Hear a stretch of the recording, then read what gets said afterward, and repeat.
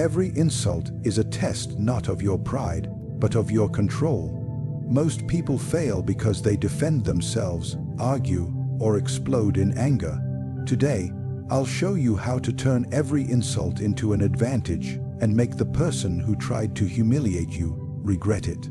When someone insults you, your first impulse is to respond to fire back words that will defend your pride or tear theirs apart. This is the reaction they are expecting, and in most cases, it is exactly what they want. An insult is not just words thrown in the air.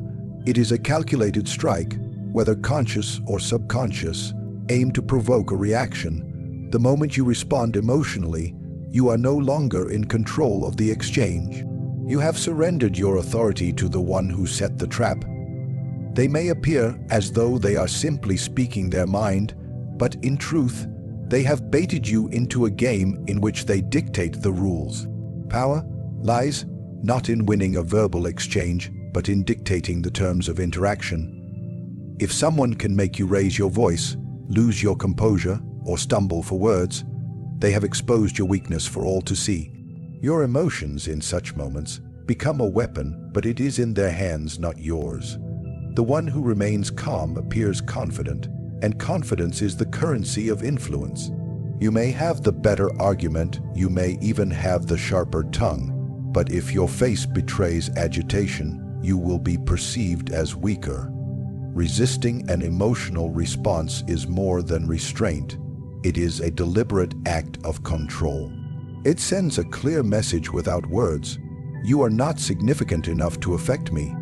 This does not mean indifference in the lazy sense of pretending not to care. It is an active, intentional form of ignoring the kind that makes the insulter feel as though they have struck a stone wall. They expect you to react because reaction validates their power. Without it, their effort dies in silence. Consider the scene when a ruler is insulted in public. If he lashes out, he looks like a tyrant with a fragile ego. If he argues, he lowers himself to the level of his opponent. But if he remains still, composed, and even faintly amused, the insult loses all force. The court sees this and understands. Words cannot touch him. This is not weakness. This is dominance without the need to raise a weapon. In human dynamics, perception often outweighs reality. The reality may be that the insult was cutting, clever, and even damaging to your reputation in some ears. But perception, the image you project in that moment, will decide how the audience remembers it. A man who does not flinch is remembered as unshakable. A man who bites back in anger is remembered as provoked. And provoked means controlled. There is also a deeper psychological game at play. When you do not respond emotionally, the insulter is left with uncertainty. Did you not hear it? Did you hear it but not care? Did you care but choose not to show it? This ambiguity becomes a silent weapon in your hands. They are left to imagine what you are thinking, and in most cases, the human mind tortures itself far more than any reply could. Their frustration grows because you have denied them the satisfaction of seeing you disturbed. What you have done, in essence, is reverse the insult, making them the one left unsettled while you stand untouched. An insult is not always meant to destroy you. Sometimes it is meant to measure you.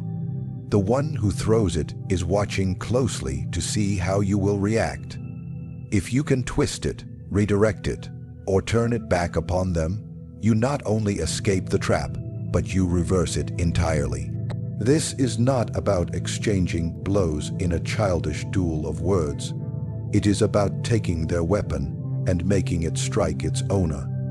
The art lies in the transformation, reshaping what was meant to humiliate you into something that humiliates them instead. The key is subtlety. If you strike back too quickly or too obviously, it will seem like a desperate counterattack. Instead, you use their own words as a foundation, reframe them, and send them back so they are forced to carry the weight of their own insult. Imagine someone ridicules your appearance. You could reply not with anger, but with a calm acknowledgement that carries an edge. It's strange, I was just thinking the same about you. It is a mirror, but one polished so well that they see themselves in it more clearly than they intended. There is also the tactic of amplification. When the insult is small, you make it absurd by exaggerating it beyond all proportion. If someone calls you stubborn, you could say, "Absolutely, I have perfected the art of never yielding." Some call it stubbornness, I call it discipline. You make their insult the very thing that defines your strength. In this way, you do not deny their words, you claim them and redefine them. What was meant to wound becomes your banner. Another method is the quiet redirection of attention. If you are insulted in front of others, you can respond in a way that makes the insulter's character the subject of discussion, not yours. Let's say they mock your achievements. You could respond with, "I can see you pay very close attention to my work. I didn't realize I had such a devoted critic." This transforms the moment. They are no longer the one pointing the finger. They are the one who appears obsessed, envious, or petty. Humiliation is not always delivered with words. Sometimes it comes through a tone, a look, or a dismissive gesture. These can be countered not with direct confrontation, but with a deliberate, calculated act that highlights their pettiness. A simple, lingering gaze, a small, knowing smile, a pause before speaking. These subtle acts draw the attention of the audience to the fact that something has shifted. You are no longer the one under attack, you have made them the focus of scrutiny. In the realm of power, victory is often achieved without raising your voice. The insulter believes they have the upper hand when they provoke you. But when you twist their words back on them, you steal the energy of the attack and make it yours. This is the psychological equivalent of a skilled warrior disarming an opponent and turning their own blade in their direction. The satisfaction comes not from retaliation, but from watching them realize they are now on the defensive, unsure of how the weapon they crafted has ended up in your hands in moments of confrontation. It is rarely the one with the sharpest words who dominates the scene. It is the one who remains still when others expect movement, who remains calm when others expect fire. Composure is not simply a lack of reaction, it is a deliberate performance of control. When someone insults you, the greatest show of superiority is to appear untouched, as though their attempt has not even grazed the surface of your mind. This is the posture of authority, not to meet hostility with hostility, but to rise above it entirely. The psychology is simple yet powerful. People instinctively look to the person who appears to be in control for guidance, leadership, and respect. If you are calm, others assume you have the strength to handle far greater challenges than mere words. If you let agitation show, they sense instability, and instability is interpreted as weakness. In the arena of public perception, your face and your tone become symbols. A steady gaze and a relaxed demeanor communicate more about your power than any argument could. When an opponent hurls an insult, their unspoken objective is to lower you to their level. They want you to abandon reason, to let instinct take over, to become just as emotional and uncontrolled as they are. The moment you step into that frame, you are no longer the person in command, but by maintaining composure, you refuse their invitation. You remain in your own frame, the one where you dictate the terms, where you are not reacting to them, but letting them react to you. Composure does not mean you must be expressionless. In fact, a faint smile or a look of mild amusement can be more devastating than anger. It signals to everyone watching that you are so far above the attack that it barely registers as an inconvenience. This forces the insulter into a difficult position. If they continue, they look desperate. If they retreat, they appear defeated. You have boxed them in without lifting a finger. Every public setting is a stage, and every interaction is a performance for the audience, whether that audience is one person or 100. The way you handle an insult will be remembered long after the words themselves are forgotten. People rarely recall the details of an argument, but they always remember who appeared to have the greater presence. By mastering the art of composure, you make sure that memory works in your favor. There is also a deeper effect that composure has on the insulter themselves. The calm you project does not just protect you, it unsettles them. They expect impact. They expect to see the ripple of emotion, the shift in tone, the tightening of posture. When none of that comes, their confidence falters. They begin to wonder if their insult was ineffective, if it revealed more about them than about you, if perhaps you see them as too insignificant to engage with directly. In their mind, the battle has already shifted from attacking you to defending their own sense of significance. This invisible turn in the tide is where true superiority is established, and it begins not with words, but with the decision to stand still while others try to shake you. Silence is often mistaken for weakness by the untrained mind, but in the hands of a strategic thinker, it becomes one of the most lethal tools of dominance. When an insult is thrown your way, the expectation is immediate, a reaction, a defense, a comeback. This expectation is the foundation of the attack. The moment you deny it, the attacker is left suspended in uncertainty. Your silence becomes a mirror, reflecting their own insecurity back at them. It forces them to sit with their words, to wonder if they have struck or if their strike has fallen into a void. In a world where everyone rushes to respond, the one who withholds a reaction controls the pace of the exchange. By remaining silent, you dictate the rhythm. They speak, you do not answer. They wait, you give nothing. This imbalance unsettles them because you have stripped away their control over the flow of interaction. They begin to question themselves. Was the insult ineffective? Did it miss the mark entirely? Or worse, did it make them look foolish in the eyes of those watching? This doubt is more corrosive than any direct counterattack you could have launched. Silence also draws the attention of the audience in a way words rarely can. When you respond with speech, the focus shifts to your reply. When you respond with silence, the focus remains on the one who spoke.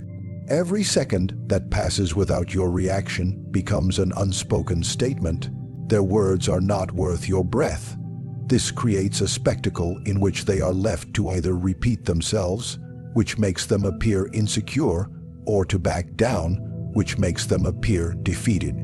Either outcome serves your purpose. The beauty of silence lies in its adaptability. It can be cold and intimidating, making the other person feel the weight of your presence without the release of verbal engagement. It can also be dismissive, a kind of quiet that makes the insulter feel as though they do not exist in your world. And sometimes, it can even carry the faint trace of amusement, which communicates that you are so unmoved by their attempt that it barely registers as entertainment. Each variation sends a different message, but all maintain the same core truth. You are in control, and they are not. Silence has the added advantage of making the insulter reveal more than they intended. In their desperation to fill the void you have created, they may over-explain, overreach, or contradict themselves. They become trapped in the need to justify their words, and in doing so, they weaken their own position. You have not lifted a finger, yet they are unraveling before you. This is the nature of a true psychological trap, one that convinces the opponent to destroy themselves while you remain still. It is important to understand that silence is not absence. It is presence without engagement.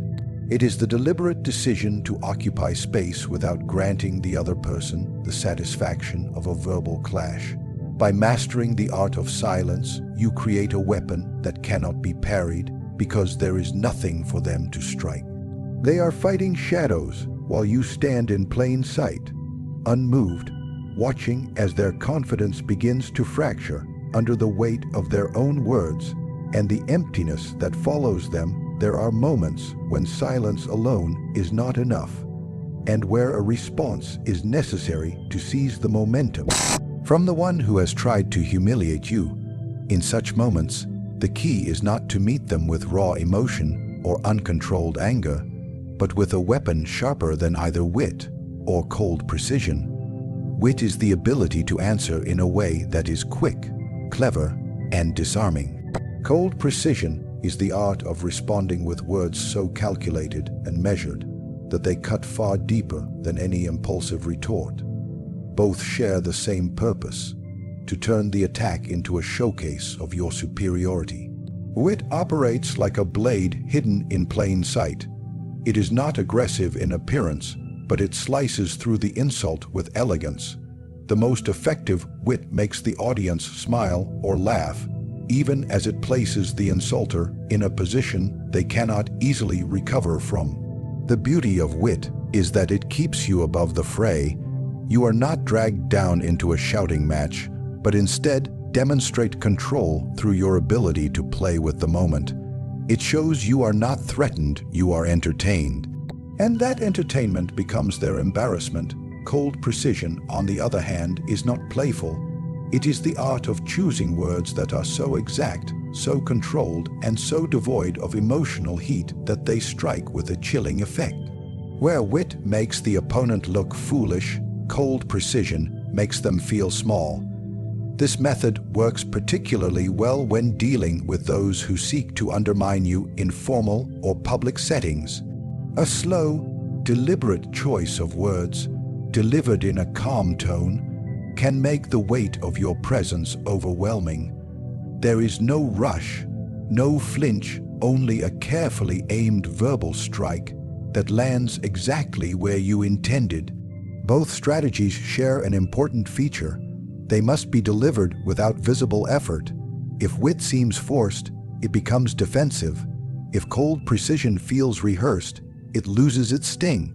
The goal is to make your response appear effortless, as though the insult was so far beneath you that dismantling it required no strain at all. This reinforces the perception that you are untouchable, not because you deny the attack, but because you dismantle it so naturally that the attacker appears overmatched. There is also the strategic advantage of unpredictability. If you sometimes respond with wit and other times with cold precision, your opponents will not know which to prepare for. This uncertainty forces them into hesitation the next time they consider attacking you, because they cannot predict whether they will be laughed at, surgically dismantled, or simply ignored. This hesitation is a form of control. You have shifted the psychological balance so that they are thinking about your reaction before they even act. The most powerful aspect of using wit or cold precision is that it reframes the entire encounter. The insult is no longer about you. It becomes a stage on which your skill, presence, and dominance are displayed.